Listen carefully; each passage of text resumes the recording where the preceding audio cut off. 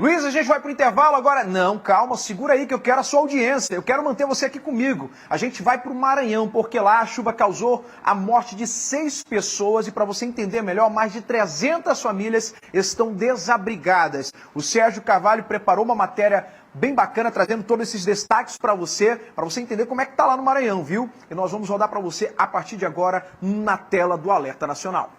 As imagens aéreas mostram o tamanho da tragédia. As chuvas que ocorrem nos últimos meses no Maranhão têm provocado alagamentos e deslizamentos em algumas cidades do estado.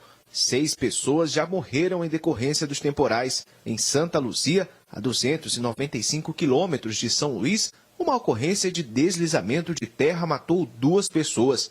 Já em Açailândia, um veículo foi arrastado pela enxurrada e 3 pessoas morreram. Em Arame, uma mulher voltou à própria residência após um deslizamento e foi eletrocutada. Equipes da Defesa Civil Estadual estão nas regiões afetadas, prestando auxílio às famílias e apoio às coordenadorias municipais de defesa civil das prefeituras. Bombeiros e o Centro Tático Aéreo participam de operação para prestar os atendimentos à população. Nestas cidades, há uma manifestação de danos e prejuízos causados pelas fortes chuvas.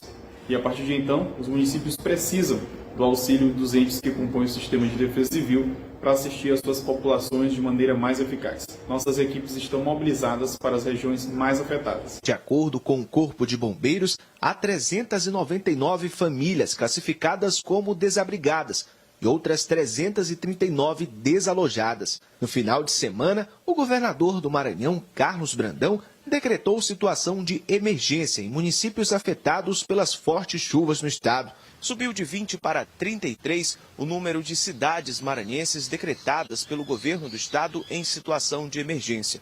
O Corpo de Bombeiros Militar do Maranhão atualizou essa informação nesta segunda-feira. Nos municípios de Barra do Corda e Santo Antônio dos Lopes, no interior do estado, foram registrados rompimentos em pontos de açude, que provocaram alagamentos em algumas regiões. Tá feio, cara, ficou feio. É assim mesmo, mas nós estamos vivos, não é não? Triste, gente, triste. Outras cidades que também contabilizam danos causados pelas chuvas estão sendo monitoradas pela Defesa Civil Estadual. De São Luís do Maranhão, Sérgio Carvalho para o Alerta Nacional.